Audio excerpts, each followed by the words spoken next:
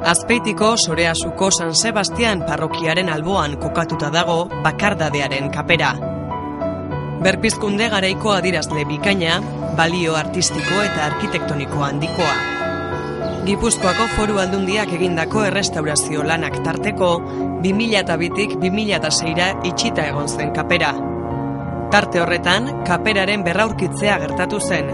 Alegia, ezagutzen ez ziren balio handiko aurkikuntzak egin ziren bertan.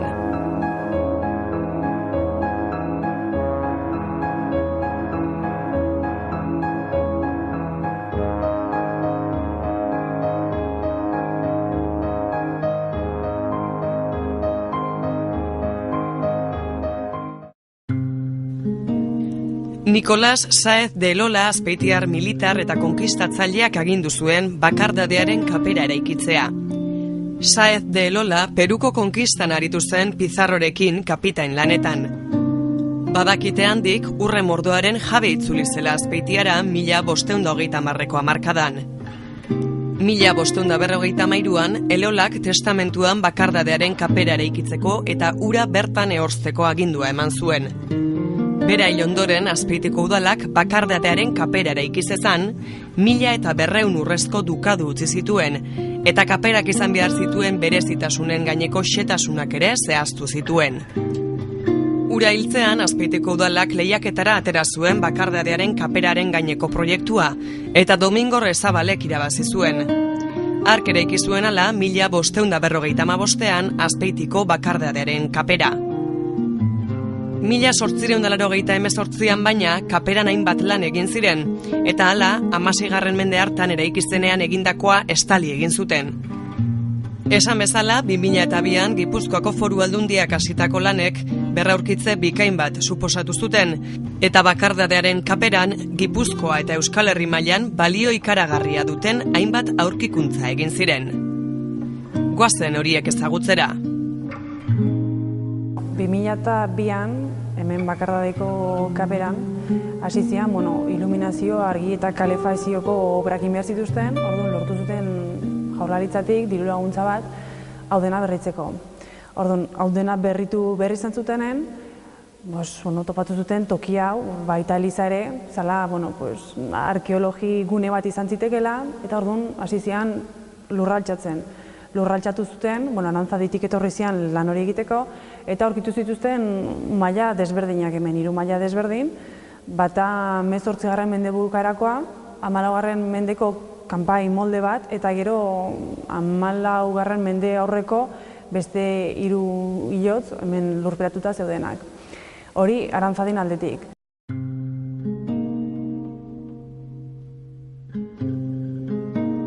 Miren de Miguel arte ederretan lizentziatua da.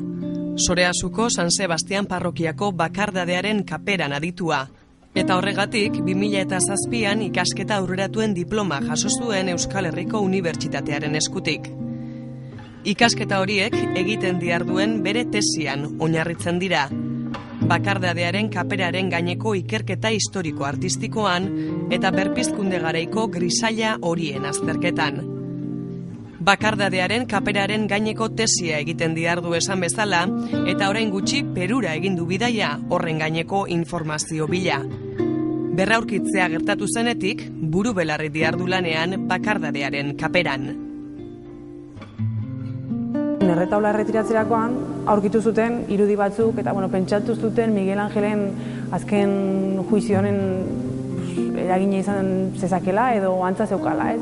Orduan, behin irudizati horiek aurkitu zirela bintzatu zen hori hor bazeon, agian posibilitatea bazeola, baita ere beste pareta guztiak ere pintatutak egotea. Orduan, artelekutik etorri ginen, bere garaian ni ere beka batekin ari nintzen arteleku tailerrean lanean, errestaurazio tailerrean, eta orduan etorri ginen hemen kaperara, eta begiratu genuen, hasi ginen garbiketa probak egiten, ikusten goiko pintura kendu genezakeen, eta behian pintura existitzen zen edo ez. Eta ikusi genuen guztia, kapila guztia pintatuta zehola. Orduan, 2006tik Zaharberritzean egin zirenetik hau dena rekuperatu zen. Garai hartan Gipuzkoan eta Euskal Herrian egiten ziren eliza gehienak gotikoak ziren. Errenazimendu garaikoa izateak ematen dion berezitasunaz gain, balio arkitektoniko, eskulturiko eta piktoriko handikoa da Bakardadearen kapera. Oso garrantzitsua da aurkikuntza hau, ze errenazimendu garaiko eredu eta eraikin oso gutxi dago hemen Euskal Herrian.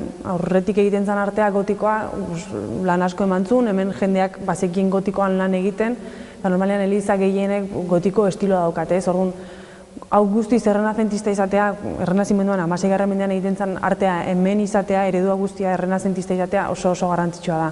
Bai arkitekturaldetik, bai eskulturaldetik eta bai pinturaldetik, ze hemen ez Gipuzkoan, ez Euskal Herrian ez dago horrelako beste kaperarik, guztiz margotuta daun kaperarik, eta gaina bere hiru disiplina artistikoak esan ditu danak, arkitektura, eskultura eta pintura, hiruak batera eginda izatea, hori hemen ez dago beste horrelako adibiderik. Orduan, ikuste hau bakarra dela hemen daun bakarrenetarikoa, eta Espainia mailan ere oso importantea dela hemen daukaguna.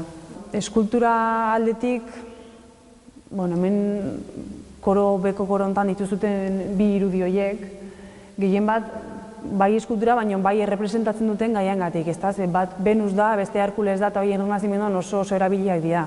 Gehien bat, bai unibertsitate sarreretan, hemen Salamankan badaude, biak, Herkules eta Venus, esatizu gehien bat, dan gaianengatik, ez? Herkules errenazimendu garaian oso irudi berreskuratuta da, ez? Herkulesek 12 lan egin behar izan zituen, hilkorra zen, eta hori gainditzeko 12 lan egin behar izan zituen, eta hori gaindituta lortu zuen sekulako fama, eta orduan, birtute bizitzera eman behar izan zuen hori lortzeko, eta orduan, bi horiek horregotia gai horrek berak ja errenazimenduari buruz hitz egiten digu. Horrelako toki bat eta guztiz pintatuta dotea berezia da, eta ez bakarrik guztiz pintatuta daulako, baizik eta pinturen esanaiagatik eta pinturak esaten diguten horrengatik, ez da, nik uste gehien bat horrek egiten dituela berezi. Eta, ez dakatelako koloreri, grisaiak diralako, hemengo teknikarekin pintatuta daudelako, hemen Euskal Herrian ebiltzen zala, dira pintura da saltemple, testamentuan jarrita zion freskoan pintatu behar zira, urarekin nahastutako pigmentuak erabili behar zirala, baina azkenen ez zan horrelakorik egin, baizik eta, olio nasketarekin egindako pintura diralako, baina gehien basatizut nik uste, beraien esanaiak egiten dituela guztiz berezi pintura hauek.